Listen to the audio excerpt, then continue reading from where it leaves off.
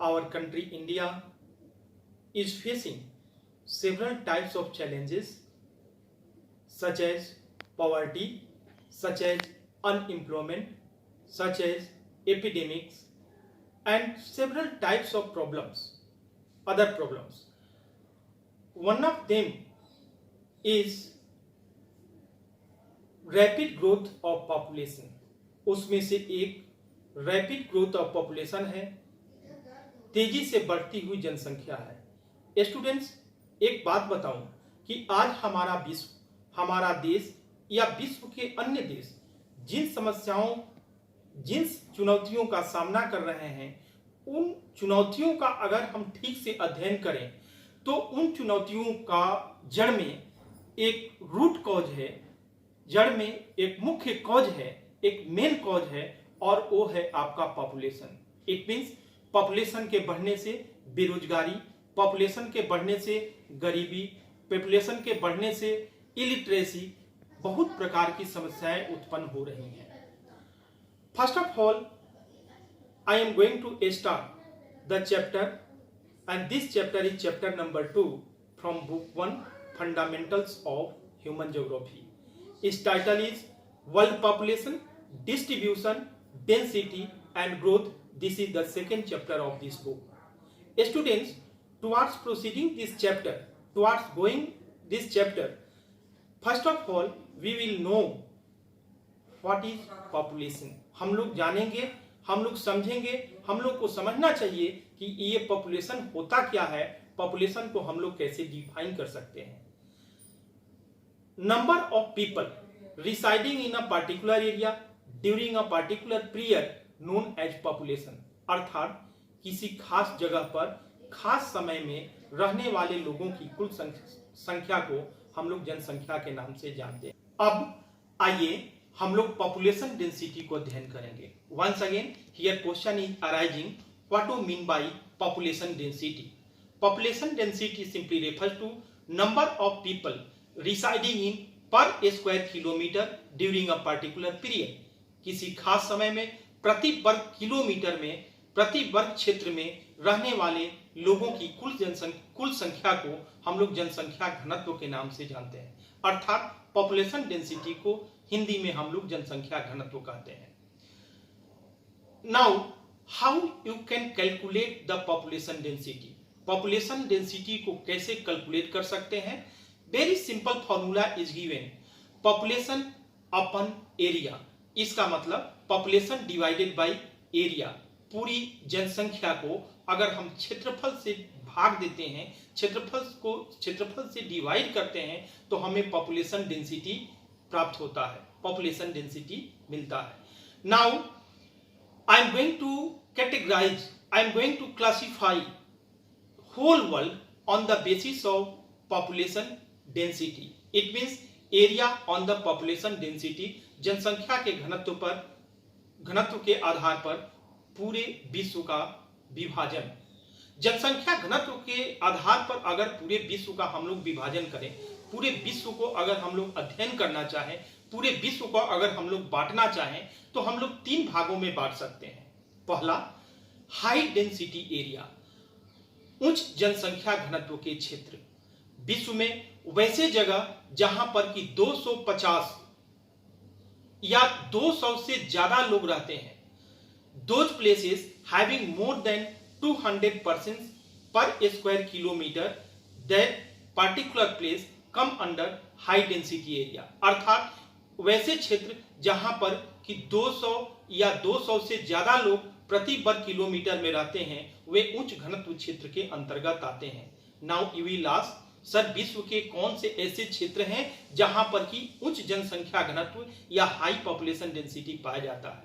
उसमें से आपको नॉर्थ ईस्टर्न यूएसए, उत्तरी पूर्वी संयुक्त राज्य अमेरिका, नॉर्थ वेस्टर्न यूरोप, उत्तरी पश्चिमी यूरोप, साउथ ईस्ट एशिया, दक्षिण पूर्वी एशिया और ईस्ट एशिया आता है. Now I am coming towards the second classification. It is medium density area.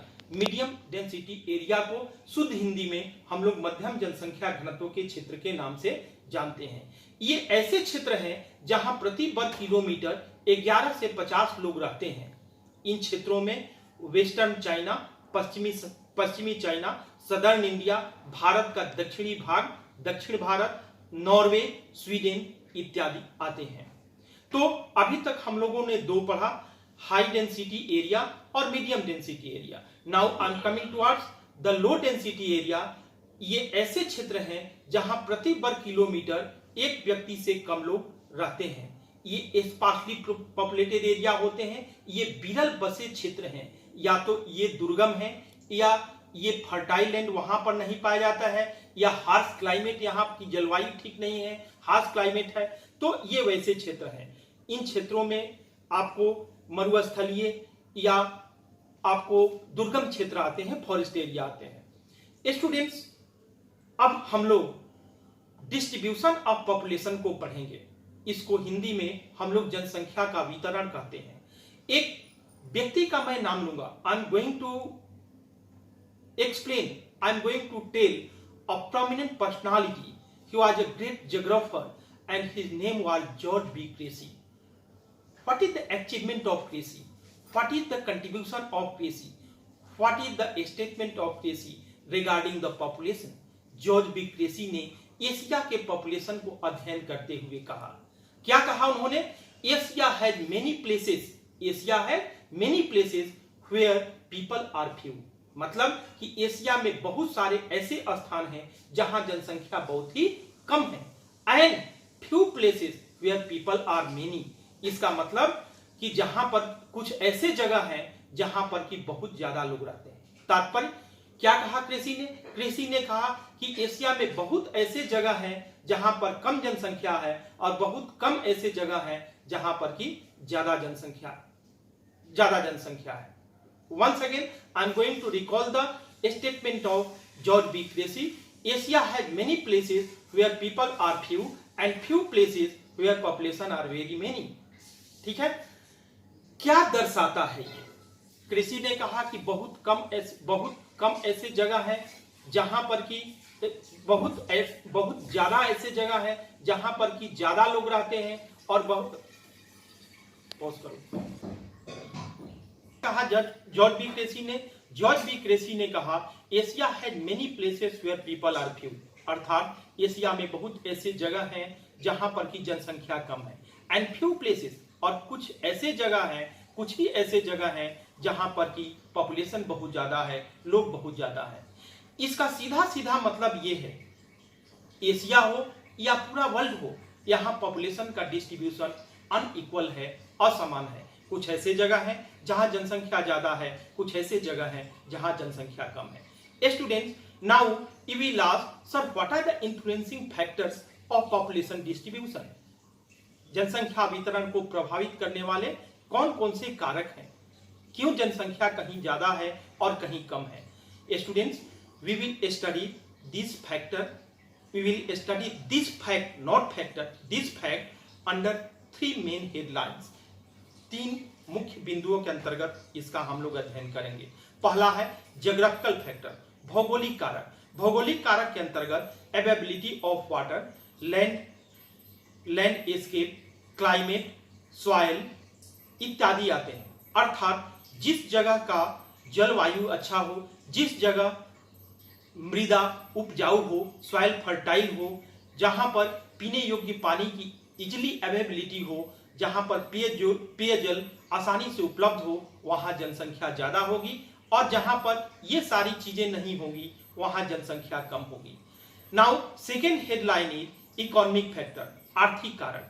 ये आर्थिक कारक भी जनसंख्या के वितरण को प्रभावित करता है। वैसे क्षेत्र जहां मिनरल बहुत ज्यादा है, जहां अर्बनाइजेशन, नगरीकरण बहुत ज्यादा हुआ है, जहां इंडस्ट्रियलाइजेशन बहुत ज्यादा हुआ है, बड़े बड़े इंडस्ट्री हैं, रोजगार की सुविधा है, उनको एम्प्लॉयमेंट मिलता है, वहां पर जनसंख्या का निवास ज्यादा होता है। और इसके ठीक विपरीत वैसे क्षेत्र जहां इंडस्ट्रियलाइजेशन, अर्बनाइजेशन और इकोनॉमिक एक्टिविटी की कमी होती है, वहां जनसंख्या कम है, अर्थात विरल जनसंख्या पाई जाती है।